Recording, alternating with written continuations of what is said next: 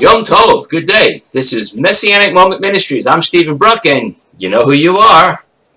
So today is Friday, October 11th, 2019, and we are now very close to the end of the Torah. Moses is going to teach the song that God gave him to the children of Israel, so that when they go astray in the future and wonder, why is all this happening to us? They will remember the song and know that it is because of their own transgressions that they have been left defenseless. Now, the song itself basically tells how God raised up Israel to become a great nation, but they have been disobedient and rebellious children since day one, and because they spurned their God, Adonai, he spurned them and allowed their enemies to triumph over them. But at the end of the song, God states that the enemies themselves also have no wisdom in thinking that their victory came at their own hands and was not allowed by God.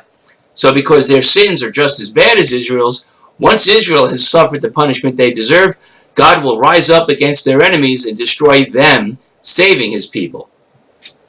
After Moses gives his song to the people, God tells him to climb Mount Nebo and look out upon the land the people will inhabit, because after that, Moses is going to die.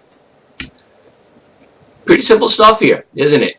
God tells the people all he has done for them, all they did against him, rejecting him and disobeying, and that they will be punished. But once they return to him, they will be saved.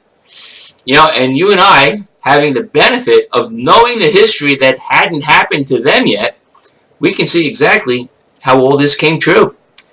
Because today, Israel is a world leader in technology, farming, and military strength, fulfilling the promise God made to Abraham thousands of years ago, which was that his seed would be a blessing to the world.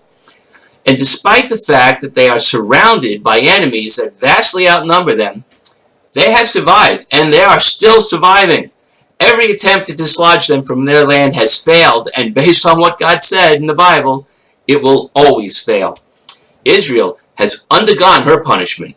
She is no longer being judged, because now is the time for judging the Goyim, the other nations of the world.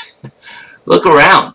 Europe is being overtaken by militant Islamic population growth, and even Canada and Great Britain are kowtowing to Islamic pressure. United States? Well, we're still behind Israel, but within our country we are so divided politically and morally that I fear we are being judged now as well. And when the US and Europe fall, the evil governments left in the world will take charge. And at that time, all the nations of the world will come against Israel. That's Zechariah 12:3. And then God will unsheath his sword to drink the blood of those nations which have rejected him and attacked his people. You know what? That's all I have, really. I mean, there isn't that much else in this Parashah I see, except that we have been told by God exactly what will happen in the future and why. When will it happen? No one knows. Even Yeshua said that only God knows when this will come about. For us, the best thing we can do is live every day as if it was our last one on earth. But not in a depressed, sad mood, but joyfully. Get the most out of what you do every day. Enjoy your family. Work to maintain your friendships. And don't hesitate for a nanosecond to tell those you care about that you love them and are grateful they are in your life. Finally, the last thing I want to ask of you is to always remember to praise and thank God for all he has done, for all he is doing right now, and for whatever he has planned. The Acharit Hayimim, the end days, will be terrible, and going through them will be horrendous.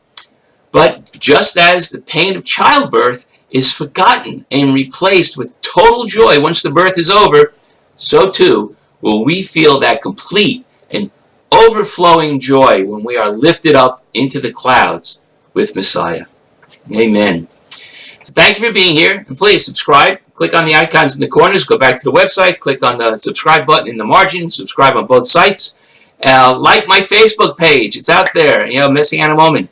And please buy my books. I mean, if you like what you hear, do what you can to help this ministry to grow. I'm not looking to make money. I'm just looking to grow, because people need to know the truth about God and his instructions, and especially the truth about who Yeshua is, really.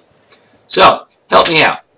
And until next time, we Hitrot, and this being Friday, wish you all Shabbat Shalom.